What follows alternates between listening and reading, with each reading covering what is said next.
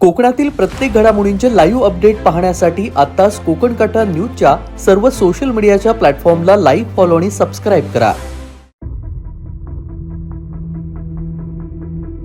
दापोली तालुक्यातील आसूद गावाजवळील हरणे दापोली मार्गावर 26 एप्रिल रविवारी मध्यरात्री घडलेल्या भीषण अपघातानं परिसर हादरून गेला.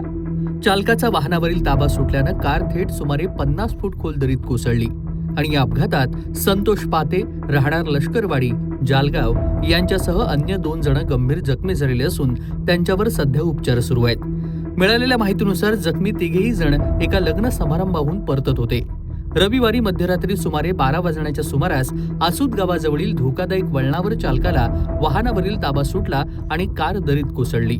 अपघाताची तीव्रता इतकी होती की वाहन पूर्णतः नुकसानग्रस्त झालंय.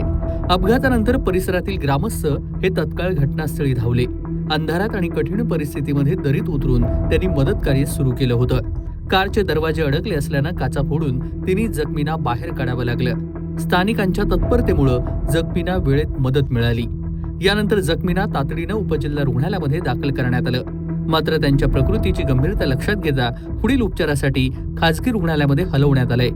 वैद्यकीय सूत्रांच्या माहितीनुसार तिघांचीही प्रकृती आता स्थिर असल्याची माहिती आहे आणि त्यांच्यावरती उपचार सुरू आहेत.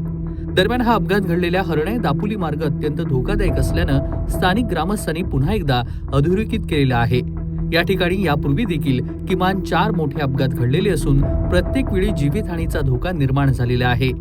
रस्त्यालगतच काही घरे असल्यानं वाहनावरील ताबा सुटल्यास थेट घरांमध्ये घुसण्याची शक्यता असल्यानं नागरिकांमध्ये भीतीचं वातावरण आहे. अपघाताची माहिती मिळताच राष्ट्रवादी काँग्रेस अजित पवार गटाचे महिला जिल्हाध्यक्ष साधना बोत्रे यांनी घटनास्थळी भेट देऊन पाहणी देखील केली.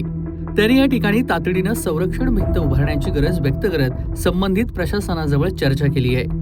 यासाठी शासनाकडे पाठपुरावा करणार असल्याचं देखील त्यांनी स्पष्ट केलं. वारंवार अपघात होऊन देखील प्रशासनाकडून ठोस उपाययोजना करण्यात आलेल्या नाहीत, याबाबत ग्रामस्थांनी तीव्र नाराजी व्यक्त केली आहे. भविष्यात अशा घटना टाळण्यासाठी संरक्षक भिंत उभारणं, योग्य दिशादर्शक फलक लावणं आणि सोबतच रस्त्यावरील सुरक्षा व्यवस्था वाढवणं अत्यावश्यक असल्याची मागणी सध्या स्थानिकांनी केली आहे. सलीम रकांगे, कोकण कट्टा न्यूज, आसूद, दापोली.